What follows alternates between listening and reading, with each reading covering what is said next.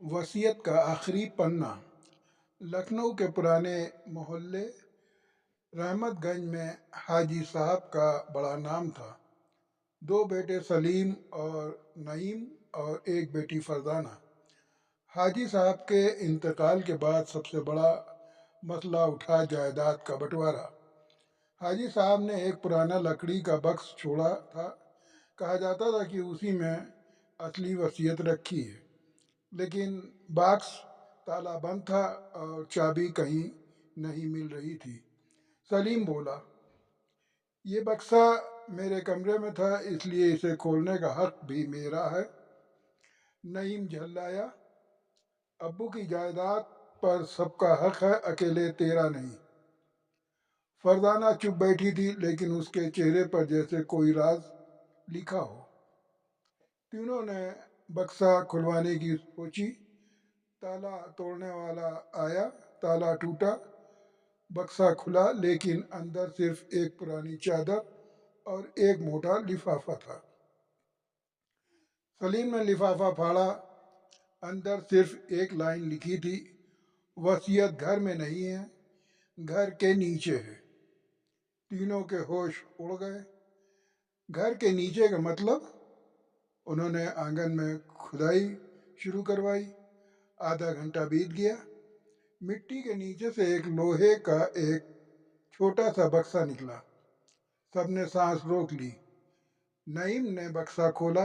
अंदर एक सीलबंद वसीयत थी और साथ में एक चिट्ठी। चिट्ठी में हाजी साहब ने लिखा था, मेरी जायदाद 3 हिस्सों में बराबर बांट देना, लेकिन याद रखना असली दौलत मोहब्बत है। अगर तुम लोग एक दूसरे से लड़ोगे तो इस बक्से में रखी दूसरी वसीयत लागू होगी। तीनों ने जल्दी से दूसरी वसीयत निकाल कर पढ़ी। अगर मेरे बच्चे जायदाद पर लड़ेंगे तो मेरी सारी जायदाद यतीम बच्चों के स्कूलों को दे दी जाए।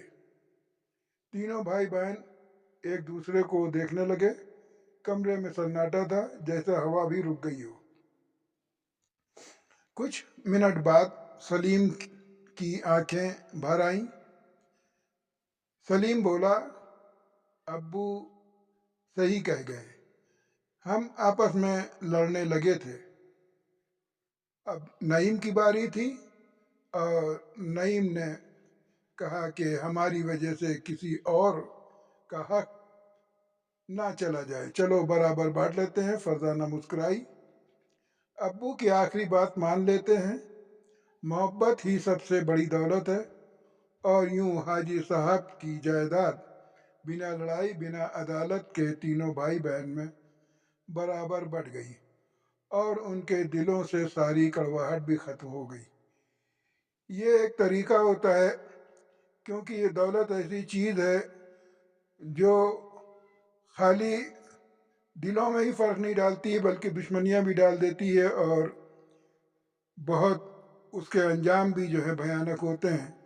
लेकिन ये दौलत ऐसी चीज़ है कि जो है वो दुनिया में रह जानी है, आखिरत में सिर्फ जो है उसके अमाल जाते हैं।